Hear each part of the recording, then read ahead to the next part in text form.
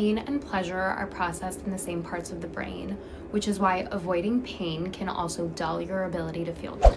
Okay, not to be that person, but no, this is a common misconception. I have a degree in cognitive neuroscience. Let's break this down real quick with some science. Also, no shade at this creator. I love her content in general. This is just like the 100th time that I've seen this misconception again. So I'm like, let's make a video about this. Okay, first, yes, it's true that both pain and pleasure light up areas like the insula, anterior cingulate cortex, and the basal ganglia, because these regions process salience. They're your brain's way of saying, hey, pay attention to this.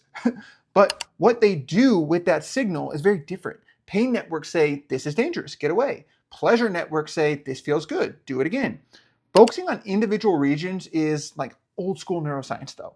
The real magic is how the brain's networks interact. Okay, pain networks activate pathways like the spinal thalamic tract and the somatosensory cortex to detect and respond to harm, keeping you alert to danger. Pleasure networks engage dopamine pathways in the nucleus accumbens and reward-related circuits to encourage behaviors that feel good and promote survival. To simplify this, imagine your brain is like a kitchen.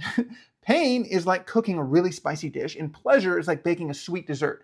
They both happen in the same kitchen, so there's overlapping brain regions, but they use different ingredients and recipes, so distinct neural pathways, networks, and neurochemicals and hormones. So while pain and pleasure share the same kitchen, they're still different dishes completely. So avoiding pain won't automatically numb your pleasure. Unless you're flooding your brain with opioids, then yes, you're shutting down shared receptors. Sticking with the kitchen analogy, this would be like removing all of your taste buds all together, the whole sense. You wouldn't be able to taste the spicy dish or the sweet dish, but that's not the default setting of your brain. That's after taking a super powerful drug like an opioid. Dr. Anna Lembke, the author of Dopamine Nation, frames it perfectly in her book.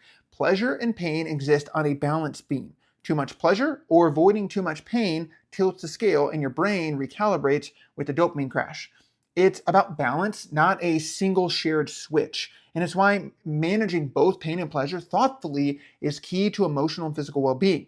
So the next time someone claims pain and pleasure are the same because they cross over a little bit in the brain, remind them the brain isn't a light switch, it's a symphony. If you want to learn more tools for managing your pleasure and pain balance, I absolutely suggest you check out Dopamine Nation and remember to hit that follow button.